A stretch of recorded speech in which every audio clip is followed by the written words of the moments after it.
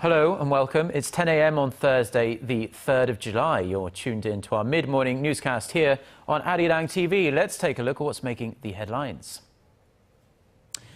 Xi Jinping, the president of China, North Korea's only major ally, will hold summit talks in Seoul today with President Park Geun-hye. The leaders are expected to call on Pyongyang to end its pursuit of nuclear weapons. On the sidelines of today's summit, Korea and China are expected to ink a multi-billion-dollar deal to allow direct trading of their local currencies. Plus, President Park strongly criticizes the Japanese government for its recent re-examination of a landmark apology for wartime sex slavery, saying it betrays the trust between Korea and Japan. But where else could we start but with Chinese President Xi Jinping's highly anticipated visit to Seoul on this Thursday for summit talks with Korean President Park Geun-hye. It will be their fifth meeting, in fact, in the space of just 1 year. But the two leaders still have plenty of things to discuss. Our Yulian reports. Chinese President Xi Jinping's visit to Seoul this week sends a strong message to the North Korean leadership. It's practically the first time a Chinese leader, after taking office, is coming to South Korea before paying a visit to Beijing's traditional ally, North Korea. When the leaders of South Korea and China meet on Thursday, they will seek ways to substantially develop their strategic cooperative partnership with a strong focus on the North Korea nuclear issue. Pushing for the denuclearization of the Korean peninsula and maintaining peace and stability on the peninsula and solving issues on the peninsula through peaceful means have always been the Chinese government's established policy. While Beijing will likely oppose recognizing North Korea as a nuclear weapon state, it's uncertain whether the two leaders will highlight more than denuclearizing the Korean peninsula in an expected joint statement following the summit. The South Korean presidential office says Presidents Park and Xi will also discuss reviving the six-nation denuclearization dialogue with Pyongyang. Also topping the agenda for the meeting of the two presidents will be the North's cozying up with Japan as of late, Tokyo's backtracking on a historical apology to Seoul, and Japan's attempts to expand its military presence. It's only natural the two leaders talk about Japan. They will discuss Japan's push to deny historical facts. Beijing, involved in a bitter territorial dispute with Tokyo, is expected to seek greater cooperation with Seoul on historical issues. On the economic front, the leaders of Korea and China will agree to speed up negotiations for their free trade agreement and appeal to businessmen from both sides at an investors' forum on Friday. Yulian, ARIRANG News. Now, one country keeping a close eye on the outcome of the summit is the United States. Washington says it encourages countries in Northeast Asia to engage in dialogue, but U.S. officials declined to comment on whether they were concerned that South Korea and China were getting too close. At a regular press briefing on Wednesday, a State Department spokesperson said both countries are important U.S. partners and that Washington will wait to hear what the two leaders say at the conclusion of their meeting. We also encourage dialogue between countries in the region, and we've long encouraged the strong and peaceful rise and prosperity of China. So we'll see what comes out of the dialogue tomorrow, and certainly, we'll encourage meetings moving forward. Now, without naming North Korea by name, China has called for more efforts to ease tensions on the Korean peninsula. This after Pyongyang fired 2 more projectiles into the East Sea on Wednesday.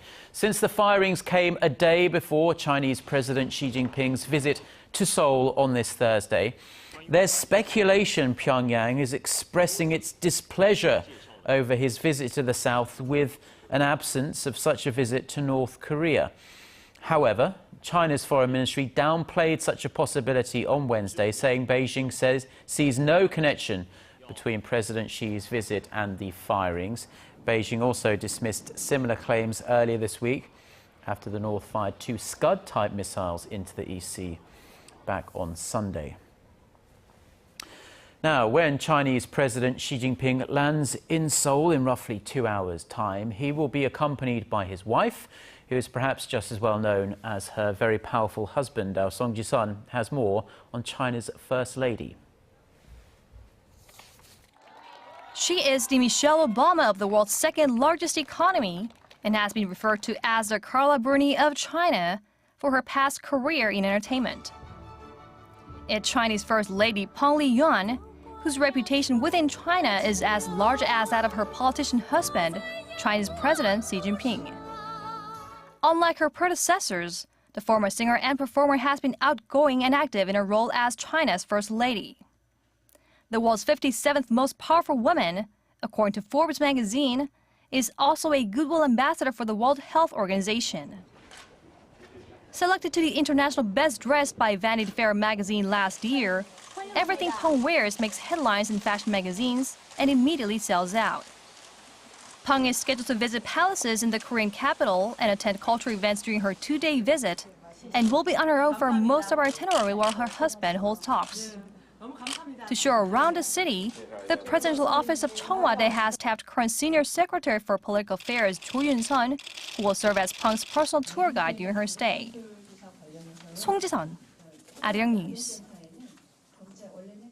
Now, in the rest of the day's news, the Japanese government is wasting little time starting the reinterpretation of its war-renouncing constitution. 24 hours after Japan's cabinet rubber-stamped a resolution on the matter, Deputy Chief Cabinet Secretary Katsunobu Kato said a team led by high-ranking officials from the Defense and Foreign Ministries had already been assembled. The 30-member council is set to come up with revisions to the constitution that gives Japan greater military freedom. The Japanese daily Yomiuri Shimbun says the goal is to have the revisions passed at a regular parliamentary session next May. The Japanese cabinet adopted a resolution on Tuesday that ends a 6 decades-long ban on collective self-defense. This will allow Japan to come to the aid of a friendly nation under attack. Now, President Park Geun-hye has slammed the Japanese government's review of its landmark apology for wartime sex slavery. Speaking to China's CCTV ahead of President Xi Jinping's visit to Seoul, the Korean leader accused Tokyo of diminishing the 1993 Kono statement, in which Japan apologized for forcing tens of thousands of women, including many Koreans, into sexual slavery, saying such an act had only further hurt the victims and broken trust between the countries. President Park said Japan's past system of sexual slavery is a universal human rights violation that remains unresolved to this day. In response, Japan's foreign ministry said it regretted President Park's remarks, as it says its re-examination was not intended to damage the credibility of the apology. Now, nearly 3 months have passed since the Seoul-Ho ferry disaster, but there are still more questions than answers about what happened in the lead-up to that day and on the day itself. Parliamentary hearings are underway to uncover some of those answers, and on Wednesday, in fact, the head of the much-criticised Korea Coast Guard was in the hot seat. Ji Myung-gil reports. The Special Parliamentary Committee investigating the Seoul ferry accident simply could not understand why not a single person was saved from the sinking Seoul ferry. When the rescue teams arrived, why didn't they go into the vessel's steering room? Did they know that people were trapped inside? We weren't able to get into the ship because there were too many obstacles in the way. Lawmakers also questioned why the Korea Coast Guard told emergency responders to hold off from starting rescue operations when they arrived at the accident site before the Coast Guard. A rival party lawmaker grew angry when asking why the Coast Guard didn't contact passengers on the sinking ferry. If the Korea Coast Guard has sent a text message or made a phone call to the passengers telling them to abandon ship, they would have. Why didn't the Coast Guard do that? During Wednesday's hearing, the committee determined that the Coast Guard was not in proper control of the situation in the initial stages of the accident, something that led to false reports early on, including that 370 people had been saved. Opposition lawmakers also voiced opposition to President Park Geun-hye's decision to dismantle the Korea Coast Guard. And while they agree with their plan to establish a new national safety ministry, they say it should be an independent body and not under the watch of the Prime Minister's office.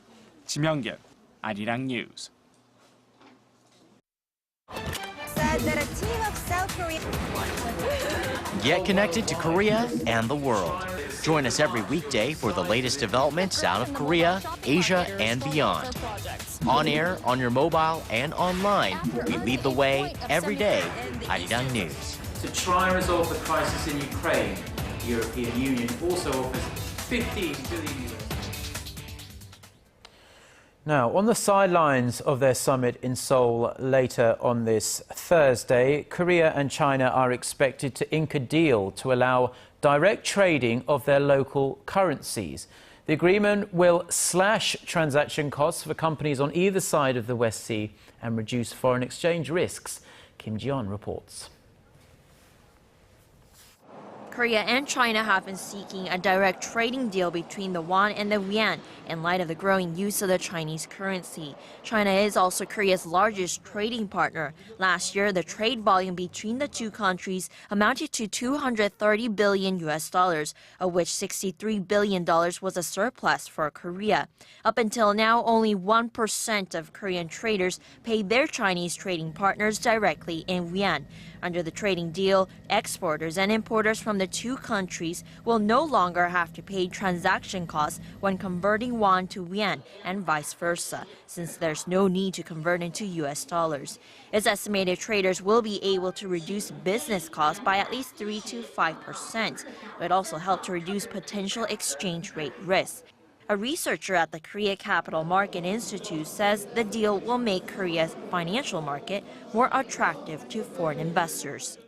The direct trading deal with China is expected to enhance Korea's financial and industrial brand image with the growing use of the yuan in international trade.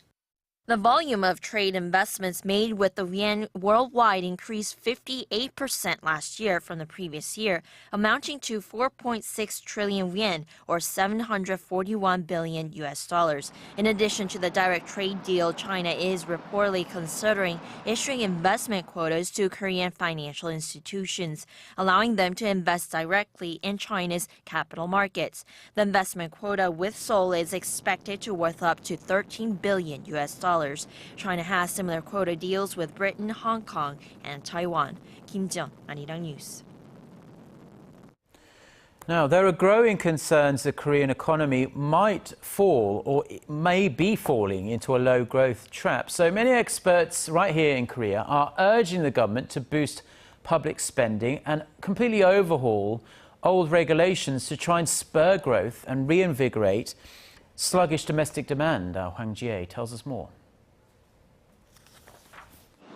Earlier hopes that the Korean economy might settle into a stable period of recovery were dashed by April's ferry disaster, which made a massive dent in domestic consumption. As a result, private institutions have slashed their growth forecasts. Now, a growing number of economists are asking that a new economic team to be led by the incoming finance minister use all the fiscal and monetary policies at its disposal to spur growth. They say the government should pump money into the economy to help it escape from a low-growth trap, even though that could very well lead to a fiscal deficit. A cut to the key interest rate, economists say, could also be an option. The central bank's inflation target band is set at a rather high rate, with the nation's inflationary pressure running low. If the pace of recovery continues to remain sluggish, the key rate should be run in a more flexible manner. Analysts also suggest the government improve its tax policies and cut excessive red tape to boost corporate investment and private spending. Some recent economic data has left some questioning whether Korea is truly in a recovery phase. The nation's output across all industries fell for the second straight month in May, while output in the manufacturing and mining sector dropped 2.7% last month from a month ago. That marked the biggest drop since December 2008 at the height of the global financial crisis. Hwang Ji-ae, ARIRANG News. Nanotechnology has helped create many of the products we use each and every day, such as TV screens and even the clothes you wear. But that is just the beginning. A 3-day event kicked off on Wednesday in Seoul that provides a glimpse of the potential of nanotechnology. And as our Shin Se-min reports, the future is exceedingly bright. Invisible speakers, LED headlights on automobiles, and even T-shirts. All of these products were created using nanotechnology, which in the simplest terms is a manipulation of matter on the atomic scale. To give an idea of the size, a nanometer is 1/billionth of a meter and 1/10,000th the diameter of a strand of human hair. Under the slogan of nanotechnology, the engine of creative economy, 360 private companies and research institutions from more than a dozen countries are taking part in a 3-day event in Seoul, some of them displaying products that will soon hit the market. From a see-through toaster and LED light bulbs to hiking shoes and waterproof phones, all using technology that people can see and feel.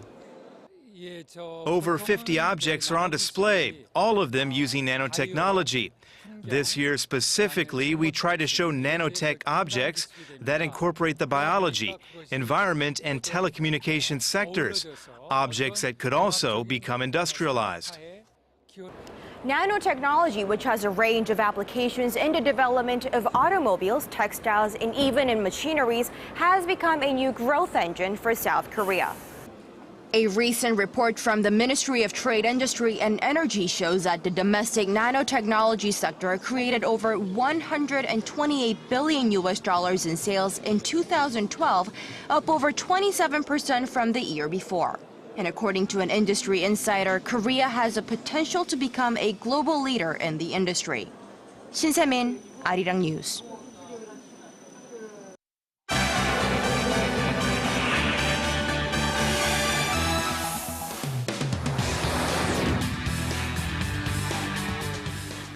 Time now for a look through the international headlines we're following on this Thursday morning. For that, we turn to our Eunice Kim, standing by, as always, for us at the News Centre. Good morning, Eunice. Hello, Mark. Now, another teenager has been killed, this time, and his body, rather, was found in Jerusalem. This time, it was the body of a Palestinian teenager, and this is raising suspicions of a reprisal attack. That's right. The timing of this is telling. The attack came just one day after Israelis, of course, buried their 3 teenagers believed to have been kidnapped and killed by members of Hamas. The latest victim in the unrest was 17-year-old Mohammed Abu Qadir, last seen being forced into a car in the West Bank early Wednesday. His body was discovered later that day in a Jerusalem forest. His death touching off violence in East Jerusalem and the West Bank as angry Palestinians threw rocks at Israeli forces. Israeli Prime Minister Benjamin Netanyahu condemned the death of the Palestinian teen as despicable murder and promised a thorough and swift investigation. Palestinian leaders said that they are holding Israel responsible for the killing. In Iraq, strong evidence suggests Iran has sent fighter jets to help its neighbors stave off the fiery Sunni insurgency. This, according to analysts at London-based International Institute for Strategic Studies, who say that a July 1st delivery of fighter jets originated from Tehran, based on an imagery analysis of the markings, serial numbers, and camouflage of the Sukhoi Frogfoot ground attack jets. If true, this would also mean longtime enemies Iran and the U.S. are now working side by side in the conflict. U.S. drones and helicopters have been actively gathering intelligence on the Sunni insurgency led by the Islamic State in Iraq and the Levant. Disgraced former French President Nicolas Sarkozy said he was profoundly shocked after being put under formal investigation for alleged influence peddling. In an interview with French TV, Sarkozy denied breaking the law, insisting that the French justice system was being used for political ends to give him a reputation that is not true. On Tuesday, he became the first French president to be put under police detention, questioned on whether he had asked a sitting judge to disclose insider information on a 2007 probe on his campaign funds. And finally, at least 9 civilians are feared dead in the eastern Ukraine, as the Ukrainian army is believed to have shelled and bombed the village of Luhansk. Rebel forces said the attack came from the ground and from the air in the early hours of Wednesday. Amateur video showed shelled buildings and bodies strewn on the street. Kiev said their forces were not in that side of Luhansk. Fighting was relaunched after a 10-day ceasefire was left to expire on Monday.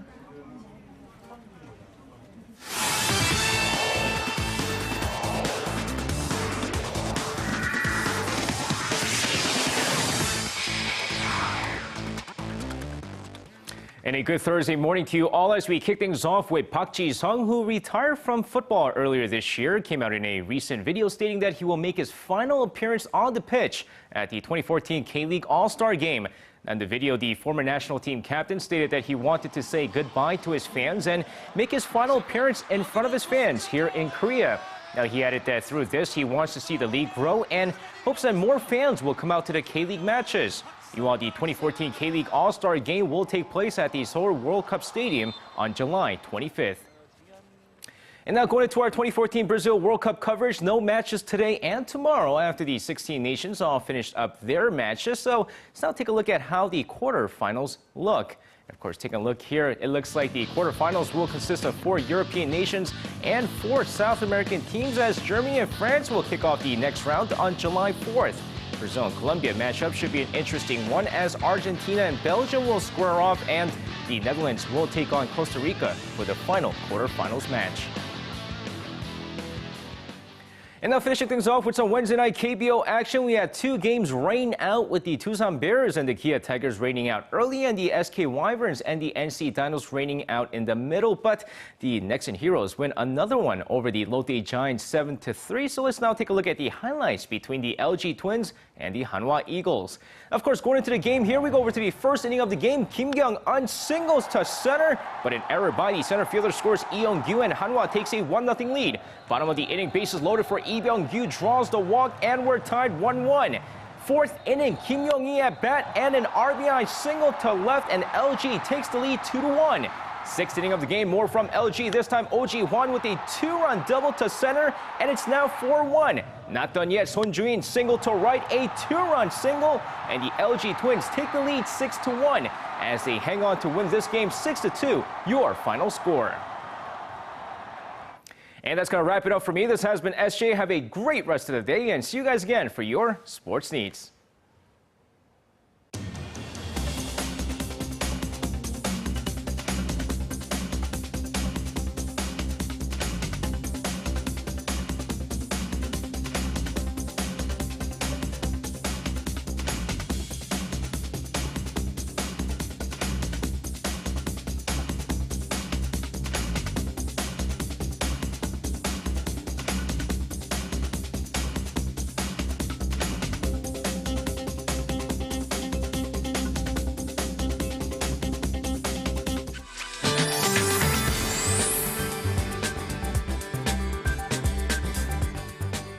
Good morning. It's raining on and off right now here in Seoul, but as we can see on our radar map, other regions are receiving heavy to moderate monsoon rain at the moment, though it shouldn't be as heavy as yesterday, and it's forecasted to be let up later at night. And if you have noticed, monsoon rain reached the central region about 10 days later than normal, so it's a welcome monsoon rain this time. So it will be rainy and gloomy day today, but at least we will get a relief from the heat. Top temperatures will be only rising to mid-20s, just above the 25 degrees Celsius across the region. So we can expect to have 4 to 5 degrees lower daytime highs today. So with that said, let's take a closer look at the readings for today.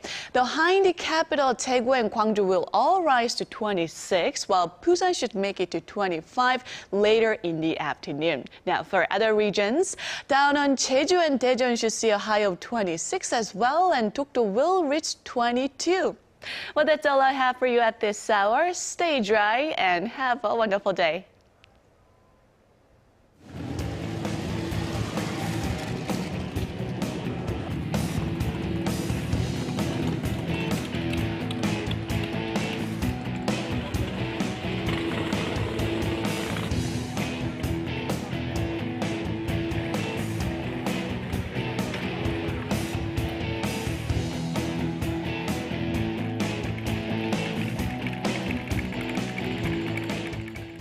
Well, that's all we have for now, but we'll be back with another newscast at noon Korea time. Until then, goodbye.